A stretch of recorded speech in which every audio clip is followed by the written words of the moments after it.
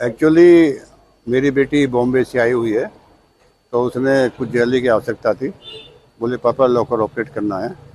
तो आज मैं स्टेट बैंक ऑफ इंडिया पलहड़ा की ब्रांच में 3:25 पर आया और अकाउंटेंट मैडम ने एंट्री करवा कर और हमको अंदर लॉकर रूम में ले गई।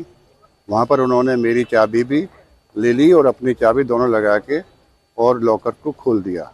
वहाँ पर ऐसा आभास हुआ था कि जैसे लॉकर पहले से ही खुला हुआ था, क्योंकि मेरी वाली चाबी मेरी बेटी ने देखा, उन्होंने घुमाई नहीं थी। फिर वो चली गई अपनी चाबी निकाल के, मास्टर की जो होती है बैंक वालों की। फिर इसके बाद हमने लॉकर का दरवाज़ा हटाया और वहाँ पर देखा तो पूरा लॉकर खाली था, उसमें कुछ भी नहीं था।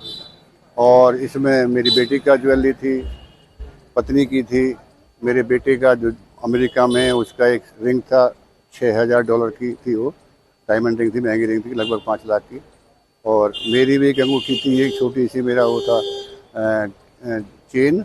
और एक मेरा 250 ग्राम का चांदी का एक मोनूमेंट की तरह से था, जो स्टेट बैंक ने 25 साल की नौकरी पूरी करने पर मुझको दिया था। इसके अतिरिक्त चांदी के सिक्के थे, एक के पैकेट थे, कुछ 2 हो 3 हो, 5 के नोट के पैकेट थे, 1-2 जो भी होंगे, और ऐसे ही छोटा मोटा आइटम। और मैं समझता हूँ कुल मिलाकर के 15-20 लाख के बीच का ये टोटल आइटम होना चाहिए। 20 भी हो सकता है, 22 भी हो सकता है। काफ़ी बड़ा नुकसान है। सर, और हम जानना चाहेंगे कि आपने क्या एक्शन लिया है और बैंक के जो भी अधिकारी हैं उनका क्या एटीट्यूड है? बैंक के अधिकारियों का एटीट्यूड तो बड़ा एक तरह से अनकोऑपरेटिव कहेंगे शुरू में। तो फिर जब वहाँ पर मीडिया पहुँच गया, थोड़ा सा पुलिस वाले आ गए, तो उनका एटीट्यूड थोड़ा ठीक हुआ।